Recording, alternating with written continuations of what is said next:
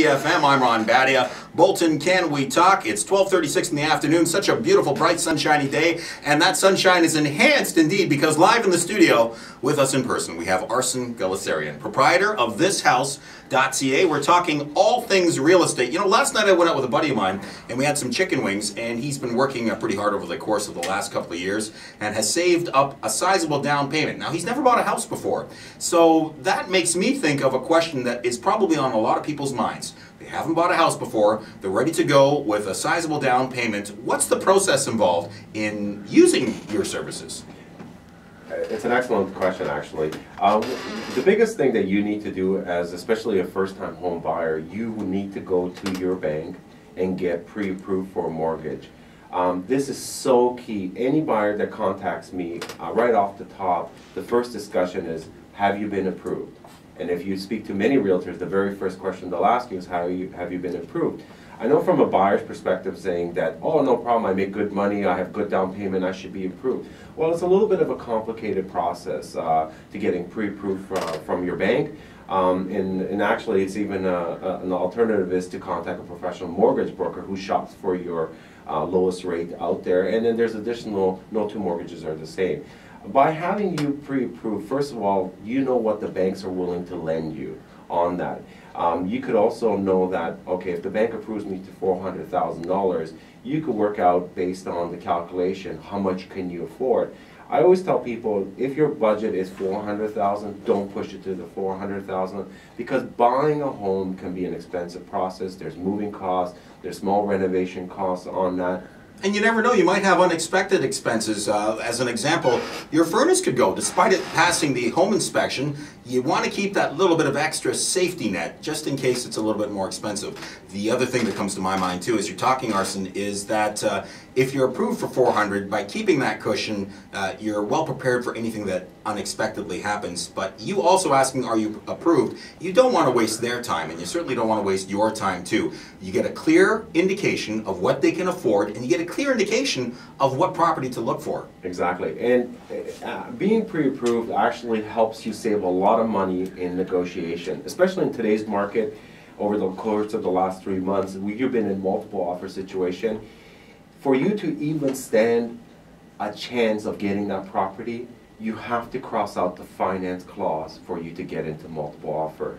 That's only if in a multiple offer situation, then that's a major condition. But even in general, if you're quite comfortable with removing a condition of this offer being conditional upon procuring financing, it shows that you're serious, and it shows that you are ready to acquire the property immediately. It's probably a good idea to leave the inspection clause on because you really want to make sure that the property's in good working order. But the financing is key. It shows that you're serious. It shows you're serious. It shows you're prepared to buy. And truthfully, is when you do put an offer on a property on that, you have 5 banking days to get finalized, the banks firm it up. And if you haven't started the process before getting pre-approved, it takes a lot longer than 5 days. So you actually could lose you could lose that property by not being approved when you put the conditional offer on there. I do recommend for all people to put a condition of financing.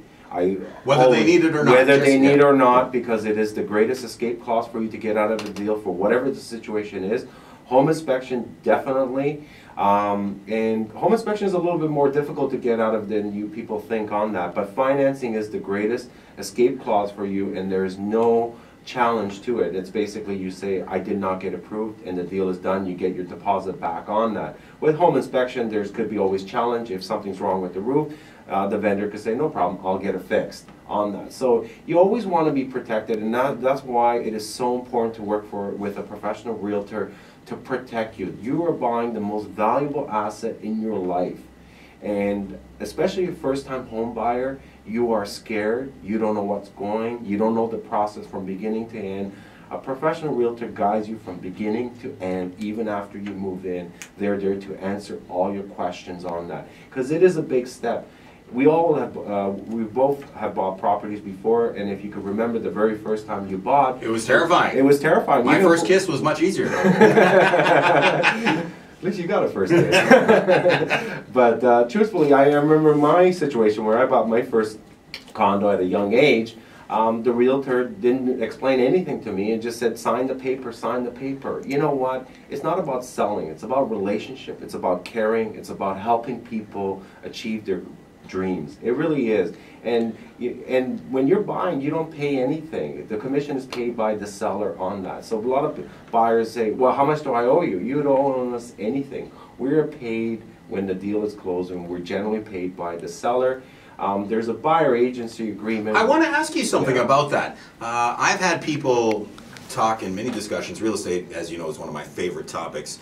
And typically when you call on a for sale sign, you see a for sale sign outside a property, usually the first response out of the agent's mouth is, are you working with a realtor? Now I know the reason why that is, but for those of you who have not bought a house as of yet, why is the reason that that's the first words out of the realtor's mouth?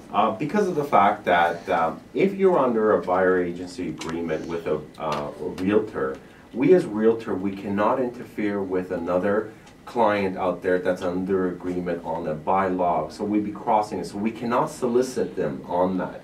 And if they are working with a realtor, we also handle it a little slightly different. We're just there to provide information, and then if they're serious about looking at the property and they are working with a realtor under buyer agency agreement, then we would suggest for them to contact their realtor to book in a showing to see the property themselves. So you're not trying to be difficult, you're actually just trying to stay within the guidelines and actually legally obligated to not interfere if somebody's already working with a realtor. Because I guess the main response to people that are not familiar with how the buyer agency works, you're just calling on a for sale sign, but there are many consequences if they're already working with a realtor, if they're dealing with another realtor all of a sudden midway through their buyer agency agreement. That's right. And again, when sellers sign up, they do a listing agreement and they are protected by the listing agent.